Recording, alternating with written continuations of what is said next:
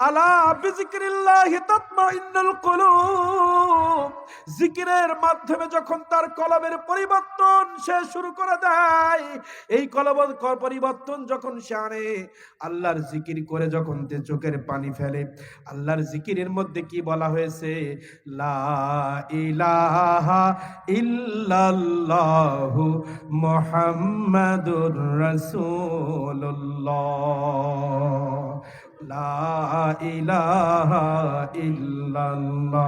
সকলে পড়েন, লা ইলাহা ইল্লাল্লাহ, লা ইলাহা ইল্লাল্লাহ। নাই কোনো মাবুদ আল্লাহ ছাড়া, নাই কোনো মাবুদ আল্লাহ ছাড়া, লা ইলাহা ইল্লাল্লাহ, লা মাহবুদা ইল্লাল্লাহ, লা মাবুদা ইল্লাল্লাহ, লা মাশুকা ইল্লাল্লাহ, লা ইলাহা ইল্লাল্লাহু মুহাম্মাদুর রাসূলুল্লাহ।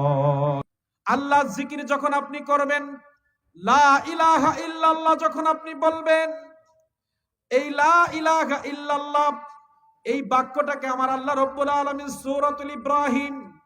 সূরাতুল ইব্রাহিমের মধ্যে আমার রাসূলকে আল্লাহ তাআলা বললেন, আলাম তারা কাইফা দারাবাল্লাহু মাসালান কালিমাতান তাইয়্যিবাতান ওয়া শাজারাতিন কালিমাতিন তাইয়্যিবাতিন ওয়া ফারউহা সাবিতুন ওয়া ফারউহা ফিস সামা।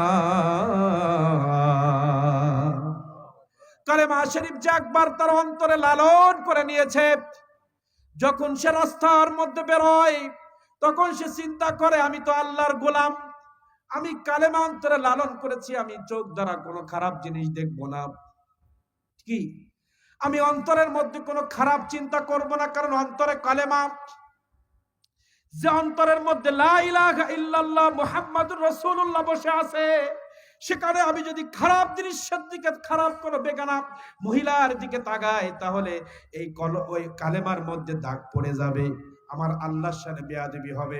আল্লাহর কালেমা কিভাবে লালন করতে হবে, একটি গাছের সাথে আল্লাহ তুলনা করে দিয়েছেন। তুমি লা ইলাহা ইল্লাল্লাহ মুহাম্মাদুর রাসূলুল্লাহ বলেছো মানে একটি গাছ তুমি রোপণ করেছো। কি করেছো? গাছ তুমি রোপণ করেছো। এই গাছ তুমি এখন এই গাছের ডালপালা হবে। ইমানের শাখা বর্ণনা করেছেন আমার আল্লাহ, আলাম তারা কাইফা দারাবাল্লাহু মাসালান। হে রাসূল, আপনি কি স্মরণ করেন সে সময়ের কথা? দারাবাল্লাহু মাসালান, আল্লাহ তাআলা উদাহরণ পেশ করেছেন কালিমাতিন তাইয়্যিবা, যে কালিমা শরীফ পড়ে আপনি মুসলমান হয়েছেন। পৃথিবীর মানুষ যে কালেমা শরীফ পড়ে মুসলমান হয়েছে, এই কালেমা এমন পবিত্র যে কালেমার সাথে কাশাজারাতিন তাইয়্যিবা, একটি গাছ যেমন পবিত্র, গাছ কোনোদিন বেঈমানি করে না। একটি গাছ যেমন সে পাতালতা দিচ্ছে, ফল দিচ্ছে, এই পবিত্র গাছের সাথে কালেমার তুলনা করেছেন। তার মানে একটা মানুষ যখন কালেমা গ্রহণ করে সে গাছের মতো হয়ে যায়। কিরকম গাছ? কাশাজারাতিন তাইয়্যিবাতিন সাবিতু ওয়া ফারউহা ফিস সামা। এই গাছের একটা অংশ আসমানের দিকে উঠতে থাকে, আরেকটা অংশ জমিনের মধ্যে যেতে থাকে। কথা বলেন? আপনি যখন একটা গাছ রোপণ করবেন, ওই জমিনের ভিতরে কিছু ওই গাছের শিকড় চলে যায়। কলেমা মানে একটি গাছ, কলেমা মানে একটি গাছ। এই গাছের গোড়া দিয়ে শত শত শিকড় মাটির নিচের মধ্যে চলে যায় ওই গাছটাকে সুন্দরভাবে ধরে রাখার জন্য। আল্লাহ রাসূল বলেন, ইসলামের খুঁটি 5টা, কালেমা, নামাজ, রোজা, হজ, যাকাত। এইটা তুমি বিশ্বাস করেছো মানে তুমি গাছ রোপণ করেছো। তোমার বিল্ডিংটা তুমি যখন তৈরি করো, 2টা 3টা পিলিয়ার দিয়ে তৈরি করো যেন ছাদটা টিকে থাকে। তুমি কলেমা পড়েছো মানে তুমি এখন একটা বিল্ডিং নির্মাণ করেছো।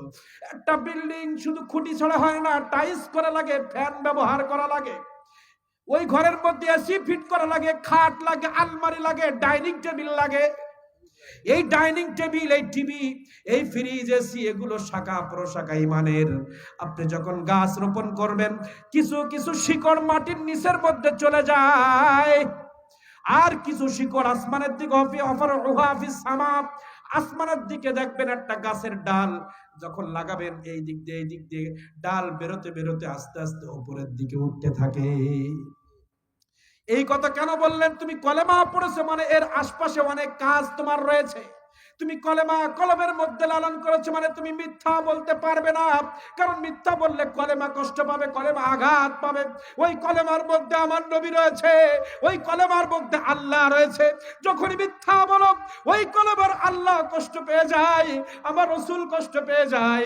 এজন্য তোমার কলেমা যদি তুমি সুন্দর করতে চাও, গাছের দিকে তাকাও। গাছের শিকড় মাটির নিচে গিয়েছে মানে তোমার কলবের মধ্যে কলেমা লালন করতে হবে। মাটির নিচের উদাহরণ কেন দিলেন? মাটির নিচের মধ্যে শেকড় একটা নয়, শত শত শেকড় মাটির নিচে যায়। তেমনি ভাবে কলবের মধ্যে সুদ, ঘুষ, জেনা, ব্যভিচার এগুলো সব কিছু বাদ দিয়ে ওই কলবটারে পরিষ্কার করার জন্য মাটির নিচের শিকড়ের কথা বলেছে। আর উপরের দিকে ডালপালা, সেই ওই গাছের যদি পাতা লতা না থাকে, ফল না থাকে, ওই ফলগুলো পাতা লতাগুলো উপরের দিকে মানে তোমার বাহ্যিক সূরত। গাছের শিকড় মাটির নিচে মানে কলবের পরিষ্কারের কথা বলেছেন। কলব পরিষ্কার করার পরে ওই গাছগুলো যখন উপরের দিকে উঠতেছে মানে তোমার বাহ্যিক সৌরত সুন্দর করতে হবে, দাড়ি থাকতে হবে, টুপি থাকতে হবে, সুন্দর লেবাস পরতে হবে। বাহ্যিক সৌরত যেমন তোমার আল্লাহর জিকিরের মধ্যে থাকবে, কলেমার মধ্যে থাকবে, কলবের ভেতরটাও একই রকম থাকবে। কলবের মধ্যে আল্লাহ রাসূলের দুশমনি, হাজার বার তুমি সিজদা দিলে কাজ হবে না। কলবের মধ্যে ওলি আল্লাহর দুশমনি, হাজার বার সিজদা দিলে কাজ হবে না। কলবের মধ্যে ওলির প্রেম, বাইরে ওলির প্রেম। কলবের মধ্যে নবীর প্রেম, বাইরে নবীর প্রেম। কলবের মধ্যে আল্লাহর প্রেম, বাইরে আল্লাহর প্রেম। কলবের মধ্যে রাসূলের প্রেম, বাইরে রাসূলের প্রেম। কলবের মধ্যে পিতামাতার খেদমত, বাইরে খেদমত। আপনি পিতামাতাকে খেদমত করলেন, কলবের মধ্যে লালন করতেন, ফাঁকি দিয়ে কিভাবে 2 বিঘা জমি বেশি করে লিখে নেওয়া যায়? তাহলে কোনো ফায়দা হলো না। আপনি আল্লাহর সামনে সিজদা দিলেন, কলবের মধ্যে আপনি লালন করছেন নাস্তিকতা, মুনাফিকি। কি কলব এবং বাইর একত্রিত করে আল্লাহকে সিজদা দিতে হবে। আল্লাহ রাব্বুল আলামিন বলেন, ওই মুমিন সাকসেস মুমিন, কদ আফলাহাল মুমিনুন। ওই মুমিন সাকসেস হয়েছে, আল্লাযীনা হুম ফি সালাতিহিম খাশিউন, যে ভয়ের সাথে, খুশু এবং খুদুর সাথে নামাজ আদায় করতে পেরেছে। ওই মুমিন পৃথিবীর জমিনে সাকসেস, কবর জগতেও সাকসেস। খুশু খুদু মানে কি?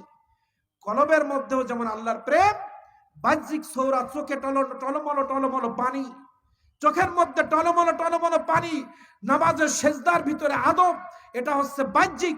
আর কলবের মধ্যে আল্লাহকে হাজির নাজির রেখে সেজদা দেওয়ার নাম হচ্ছে খাশিউন। প্রত্যেকটা ইবাদতের জন্য কলব এবং আল্লাহ তাআলা গাছের কথা কেন বললেন? গাছের শিকড় মাটির নিচে যায়, ওটা হচ্ছে কলব। আর উপরের দিকে ডালপালা হয়, এটা হচ্ছে বাহ্যিক সৌরত। গাছের সাথে কেন বললেন? ইমানের সাথে। একটা গাছের সাথে ইমানের তুলনা করেছেন কেন? আপনি যখন একটা গাছ লাগাবেন, গাছ 150 টাকা 200 টাকা দিয়ে একটা আমের চারা আমি রোপণ করলাম। এই গাছে যদি সুন্দর ডাল না হয়, পাতা না হয়, ফল না দেয়, আমি কি বলি? টাকাটা বেফলে গেল। টাকাটা কি কোনো কাজে লাগলো না, ফল দেয় না, ডাল হয় না, ওরে ওটাই ফেলাই দেয়। আল্লাহ রাব্বুল আলামিন তেমনি ভাবে বলছে, কলেমা লালন করে মিথ্যা বলে, গীবত করে, জিনা করে, মহিলারা বেপরদায় চলে, স্বামীকে কষ্ট দেয়, শ্বশুর শাশুড়ির কষ্ট দেয়, ওরে ফেলাই দেয় কলেমার থেকে। একটা মরা গাছকে যেমন আমি ইজ্জত দেই না, একটা ফলবিহীন, ডালবিহীন, পাতাবিহীন একটা গাছকে যেমন আমি শ্রদ্ধা করি না, তেমনি ভাবে আল্লাহর কলেমা অন্তরে লালন করার পরে যখন আমি মিথ্যা বলি, রাসূলের শানে বেয়াদবি করি, আল্লাহর শানে বেয়াদবি করি, ওলি আল্লাহর শানে বেয়াদবি করি, স্ত্রীকে ধরে পিটাই, স্ত্রী স্বামীকে পিটাই, মহিলা যখন বেপরদায় থাকে, কোন পুরুষ যখন জেনার কাজে লিপ্ত হয়, সুদের সাথে লিপ্ত হয়, ঘুষের সাথে লিপ্ত হয়, তখন আল্লাহ বলে, এই কালেমাধারী মানুষ আমার দরকার নেই, ফেলে দেখে, রিজেক্ট মাল। এই মালটা পরিপূর্ণ নয়। এজন্য ঈমান পরিপূর্ণ করতে হবে কিসের মাধ্যমে? কলেমার মাধ্যমে। ঠিক কিনা বলেন? লা ইলাহা ইল্লাল্লাহ। জোরে জোরে সবাই।